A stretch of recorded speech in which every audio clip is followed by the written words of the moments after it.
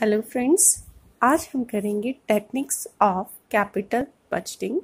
अभी तक हमने कैपिटल बजटिंग के बारे में पढ़ा कि लॉन्ग टर्म इन्वेस्टमेंट डिसीजंस लेना कैपिटल बजटिंग है। जब हम डिसीजंस लेते हैं, हमारे पास लिमिटेड फंड्स होते हैं और हमारे पास प्रोजेक्ट एक से ज़्यादा होते हैं।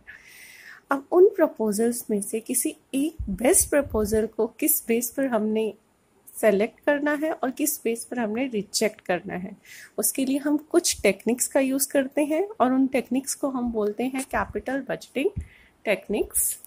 तो कैपिटल बजटिंग टेक्निक्स की अगर हम बात करें तो हम कैपिटल बजटिंग टेक्निक्स को 2 पार्ट्स में डिवाइड करते हैं। First traditional methods and second one discounted method, या हम बोल सकते हैं टाइम एडजस्टेड मेथड्स। आज हम करेंगे ट्रेडिशनल मेथड। मैं एक बार बता देती हूँ आपको ट्रेडिशनल मेथड्स में कौन कौन सी टेक्निक्स कवर होंगी और टाइम एडजस्टेड मेथड में कौन कौन सी टेक्निक्स कवर होंगी। ट्रेडिशनल मेथड में हमारा कवर होगा payback period and average rate of return, and time adjusted rate method में होगा हमारा net present value, internal rate of return method and profitability index method. तो आइए करते हैं ट्रेडिशनल मेथड्स। तो सबसे पहले हम आते हैं पेबैक पीरियड। पेबैक पीरियड का मतलब क्या होता है, जो हमने इन्वेस्टमेंट की वो अपने आप को कितने टाइम में वापस करेगी, उसे हम क्या कहेंगे, पेबैक पीरियड। फॉर एग्जाम्पल, मैंने कहीं 10,000 रुपये इन्वेस्ट किए, मैं कितने टाइम में कमा कर उन 10,000 रुपयों को वापस निकाल सकूंगी, वो टाइम पीरियड हमारा क्या हो जाएगा, पेबैक पीरियड। अब हम पेबैक पीरियड के बेस पर किसी प्रोजेक्ट को एक्सेप्ट या रिजेक्ट कैसे करेंगे। देखिए, हमारे पास जितने भी प्रपोजल्स होंगे हम उन सब का क्या कैलकुलेट करेंगे, पेबैक पीरियड। फिर हम क्या करेंगे, रैंकिंग देंगे। रैंकिंग देने के लिए हम बेस क्या यूज करेंगे, जिस प्रपोजल का सबसे कम टाइम पीरियड निकल कर आएगा उसे हम रैंक 1 दे देंगे, जिसका सेकंड बेस्ट आएगा उसे हम रैंक 2। इस तरीके से हम क्या करेंगे, रैंकिंग देते जाएंगे और उसके बेस पर हम क्या सिलेक्ट कर लेंगे, अपना बेस्ट प्रपोजल। तो आइए देखते हैं कि हम पेबैक पीरियड को कैलकुलेट कैसे करेंगे। सबसे पहले हमें चाहिए होगा नेट अर्निंग। अब ये जब हम नेट अर्निंग की बात करेंगे तो कौन सी नेट अर्निंग, कौन सा प्रॉफिट, देखिए profit before depreciation after tax, ये चीज भूलेगा मत। डेप्रिसिएशन से तो पहले का, लेकिन टैक्स से बाद की कैश इनफ्लोस हमें चाहिए होंगे। सेकंड, हमें एक चीज ध्यान देनी है, क्या हमारे कैश इनफ्लोस इक्वल है या फिर अनइक्वल है। अगर इक्वल है तो बहुत सिंपल, जितना हमने पैसा इन्वेस्ट किया, original cost of the asset या फिर कैश आउटले बोल सकते हैं, उसे हम डिवाइड कर देंगे एनुअल कैश इनफ्लो से। जैसे एक एग्जांपल देखिए, 1 लाख रुपए किसी प्रोजेक्ट की कॉस्ट है और एनुअली 20,000 इनफ्लोस आ रहे हैं, तो हमारा पेबैक कितना होगा, 1 लाख को हमने क्या किससे डिवाइड कर देना है, 20,000 से, जो हमारा पेबैक पीरियड निकल कर आ जाएगा 5 ईयर्स। नेक्स्ट कंडीशन आती है जब हमारे जो कैश इनफ्लोस होते हैं वो इक्वल नहीं होते, वो क्या होते हैं, अनइक्वल होते हैं। अनइक्वल के केस में हमें क्या करना पड़ेगा, जो भी हमारे कैश इनफ्लोस होंगे उसका हमें कॉम्युलेटिव कैश इनफ्लोस निकालना पड़ेगा और उसके बेस पर डिसाइड करना होगा कि जो हमारा पेबैक पीरियड है वो कितना आया।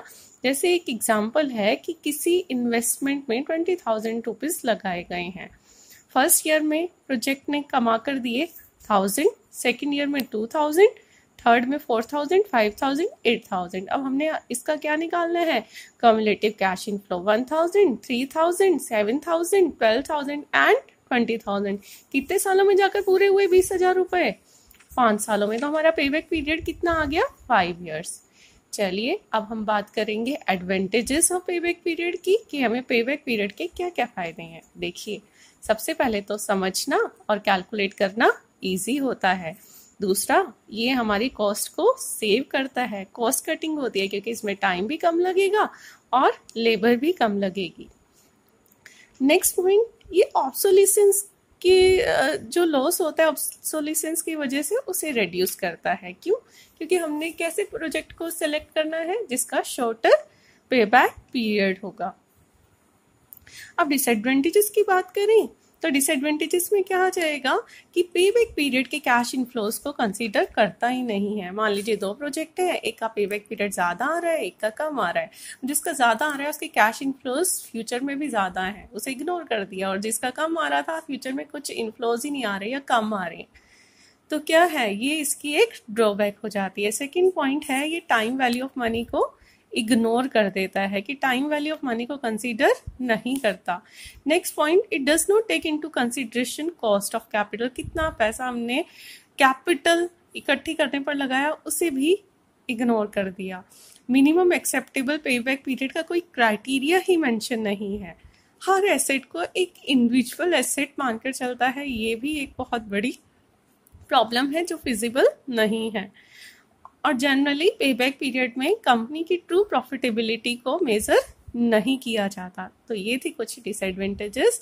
आई होप आपको पेबैक पीरियड क्लियर होगा। अब नेक्स्ट टेक्निक हम करेंगे average rate of return method. Average rate of return method बहुत ही इजी है और आप शायद पहले भी इसे कर चुके हैं। एवरेज रेट ऑफ रिटर्न, अभी तक हमने जो पेबैक पीरियड किया उसमें हमने कैश इनफ्लोज लेकर चले थे। यहाँ पर हमारा क्या है, एवरेज रेट ऑफ रिटर्न, जो कि किसके बेस पर कैलकुलेट होगा, average annual profits and average investment के ऊपर। तो हमारा जो फॉर्मूला होगा average rate of return calculate करने का, वो होगा average annual profit divided by net investment in the project into 100। अब हम एवरेज रेट ऑफ रिटर्न के बेस पर प्रोजेक्ट को एक्सेप्ट या रिजेक्ट कैसे करेंगे। हमारे पास जितने प्रपोजल्स अवेलेबल हैं हम सबका एवरेज रेट ऑफ रिटर्न निकालेंगे।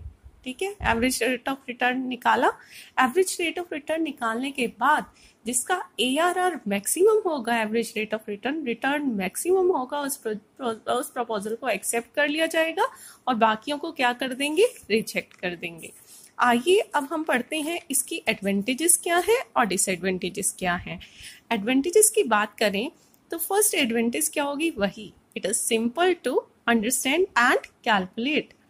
सेकेंड एडवांटेज क्या होगी, जो पेबैक पीरियड ने इग्नोर कर दिया था, ये प्रोजेक्ट की पूरी अर्निंग की, एंटायर लाइफ में कितना कमाया उसकी बात करता है, ना कि कुछ टाइम की अर्निंग की। Next point, it can be easily calculated from financial data. जो हमारे पास फाइनेंशियल डाटा अपनी फाइनेंशियल इनकम स्टेटमेंट से, बैलेंस शीट से अवेलेबल होगा, उसके बेस पर हम कैलकुलेट कर सकते हैं average rate of return.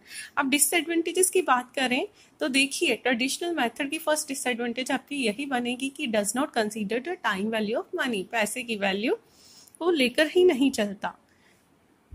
Next point, does not take into consideration cash flows. Cash flows को कंसीडर नहीं किया। इन्होंने किसको कंसीडर किया था, अर्निंग्स को, प्रॉफिट को। कैश इनफ्लोज तो छोड़ दिए थे, जो कि इंपॉर्टेंट पार्ट होते हैं।